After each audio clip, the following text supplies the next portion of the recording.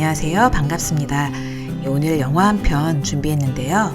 장항준 감독의 영화 리바운드입니다. 장항준 감독 다 아시죠? 2002년 라이터를 켜라와 2017년 기억의 밤이 대표작인데요. 사실 영화보다 김은희 작가 남편으로 더 많이 알려져 있죠. 리바운드는 한때 농구 명문이었지만 지금은 오합지졸만 남아있는 부산 중앙고 농구부를 배경으로 하고 있습니다. 학교에서 농구부의 존폐 여부를 놓고 회의를 하다가 이 동문들 때문에 없애기는 뭐하고 해서 조용히 명맥만 유지하는 방향으로 결정이 되는데, 그래서 감독으로 동문 출신이자 고등학교 MVP였던, 하지만 지금은 존재감이 전혀 없는 공익근무요원 양현에게 감독직을 맡기게 됩니다. 안재홍 씨가 맡았죠. 정말 잘 어울리더라고요. 사실 학교에서는 그냥 가만히 있으라고 데려다 놨는데 이 양현은 예상과는 다르게 함께 뛸 농구 선수들을 뽑으러 다니기 시작합니다. 나이가 어리고 경력도 없었지만 선수를 알아보는 눈이 탁월했던 그는 여러 자료들을 찾아보고 실력 있는 선수들에게 직접 하나하나 연락을 했지만 비전 없는 중앙고 농구부에 와줄 선수는 거의 없었습니다. 그래서 결국 모인 선수는 기존 2명을 포함해서 6명 뿐이었는데요. 그나마 2명은 농구를 처음 하는 사람이었어요. 얼마나 오합지졸이었겠어요. 그래도 이 양현 감독은 믿는 단 한 사람이 있었는데 자신의 권유로 농구를 시작해서 지금은 고등 최고의 어떤 괴물센터로 성장한 한준영이란 친구였습니다. 그래서 그 준영이만 믿고 모든 전술을 준영 위주로 짜고 훈련을 시키는데요. 다른 선수들이 던질 수 있을 때도 감독은 무조건 준영에게 패스하라고 지시를 합니다. 다른 선수들이 불만이 있었지만 양현 감독은 아무 기반도 없는 팀이었기 때문에 그나마 믿을 수 있는 준영이만이 확실한 해결책이라고 믿었던 겁니다.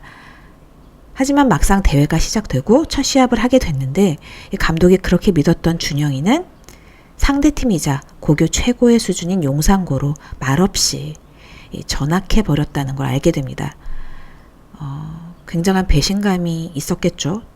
또 상황이 너무 또 안 좋았고요. 이 당황한 감독과 학생들은 항의도 하고 이제 어이없는 실수도 연발을 하면서 팀은 결국 시합을 제대로 해보지도 못한 채 몰수패라는 수모를 겪게 되는데요.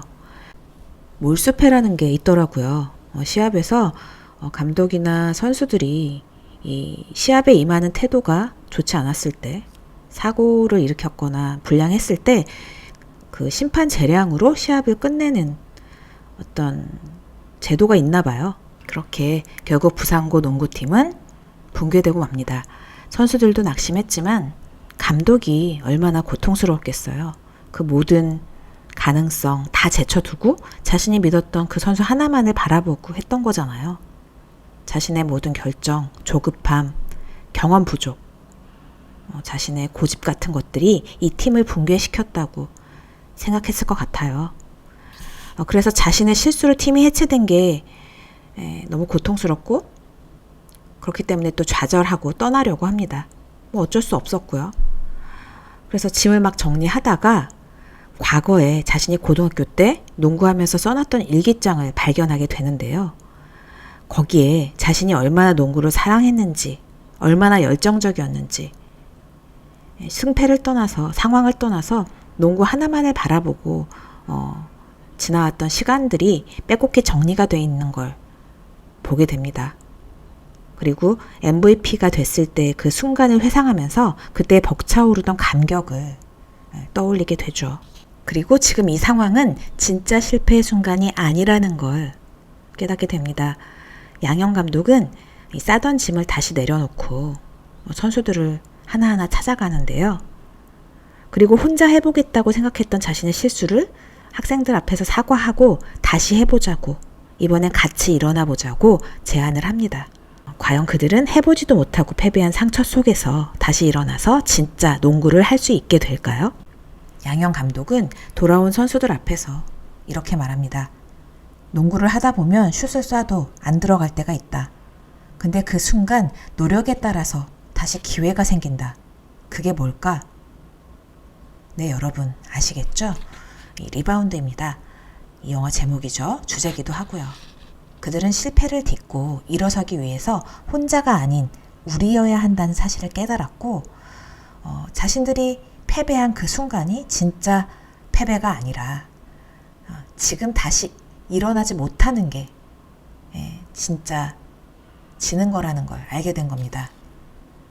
그리고 이 모든 걸 다 잃고 바닥을 치고 나서야 알게 된 거죠. 그렇게 그들의 진짜 투혼은 지금부터 시작됩니다. 시간이 지나고 1년 후에 다시 경기에 나가게 되는데요. 5명의 선수가 교체 없이 정경기를 뛰어야 했지만 팔을 들어 올릴 힘도 남아있지 않은 상태에서 그들은 달리고 또 달립니다. 골이 들어가지 않아도 수십 번이고 다시 받아내면 그게 다시 기회가 된다는 것을 그들은 깨달았던 겁니다. 그리고 그들의 그 절실함 속에 관객들도 어느새 동화되기 시작합니다. 그야말로 차곡차곡 가는 영화예요. 장항준 감독이라는 선입견 때문이었을까요? 이 코믹한 요소들이 많이 있을 거라고 생각을 했는데 생각보다 무직하게 오롯이 스토리에 집중해서 이렇게 가더라고요. 어느 한쪽에 치우치지 않으려고 하는 그 감독의 노력 같은 게 느껴졌어요. 저는 이게 장항준 감독이라는 사람의 인간적인 성장이라고 생각이 들더라고요. 제가 최근에 이성균 씨가 나오는 아주 사적인 동남아라는 예능을 보게 됐거든요. 여행 예능인데 보다 보니까 이분이 참 배려가 많고 양보를 많이 하시더라고요. 장항준 감독이. 이 여행을 가보면 그 사람을 좀 알게 되는 게 있잖아요. 좀 드러나는 게 있는데 이 장항준 감독은 사람들 사이에서 즐겁게 해주려고 노력하고 또 양보도 많이 하고 자기가 이렇게 맞추려고 많이 하시더라고요. 인생에서 깨달은 얘기들을 할 때는 또 굉장히 깊이 있는 얘기를 하고요. 장항준 감독이 TV에 나올 때 좀 밝고 어떻게 보면 가벼운 느낌도 들었던 때가 있는데 그건 나름의 이유와 노력이었구나 생각하게 되는 어떤 포인트가 있었어요. 그래서 장항준 감독이 만든 이 영화를 응원하고 싶은 생각이 들었고 그래서 개봉하자마자 가서 보게 됐습니다. 영화 전체적으로 보면 성장의 과정이라든지 노력했던 시간에 대한 어떤 생략된 부분이 좀 많아 보여요. 함축돼 있달까요? 아무래도 영화 러닝타임 중에 2년이라는 시간을 담아야 했고 중요한 경기 장면을 또 세밀하게 보여줘야 했기 때문에 시간적으로 여유가 없기도 했을 것 같아요. 그래서 이제 초중반까지는 좀 무미건조하게 느껴지는 부분도 있거든요.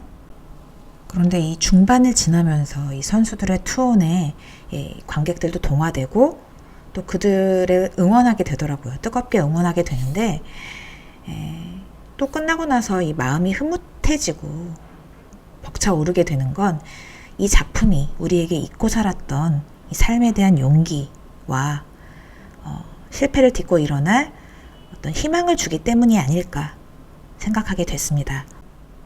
영화에서 리바운드의 의미는 실패를 받아내는 힘을 말합니다.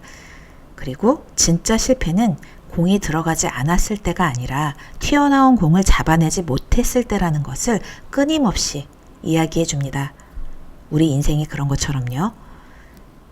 영화가 순둥순둥하달까요? 이 자극적인 부분도 없고 경계하는 장면이나 캐릭터들을 알아가는 재미가 있는 어떤 영화라서 한번 보셔도 후회하지 않으실 거예요. 하지만 리바운드는 역시 슬램덩크죠. 리바운드를 제압하는 자가 시합을 제압한다. 제가 슬램덩크 매니아거든요. 인생 애니랄까요? 같은 맥락이라고 생각해요. 인생의 아주 어려운 순간일지라도 그것을 어떻게 받아내느냐. 그것이 인생의 실패의 순간 더 좋은 방향으로 한 걸음 내딛게 해줄 겁니다. 마지막으로 영화 명대사 한 줄로 인사드리겠습니다. 슛을 수십 번 쏴서 안 들어가면 그만큼 수십 번 리바운드 기회가 오는 거다. 다시 해보라고, 다시 던져보라고. 리바운드는 다시 한번 도전해볼 기회다. 가짜 실패를 진짜 성공으로 바꾸는 마법이다. 네, 여러분들에게 위로가 되고 도움이 되는 시간이었길 바라면서 지금까지 크리스찬 인사이트에서 전해드렸습니다. 감사합니다.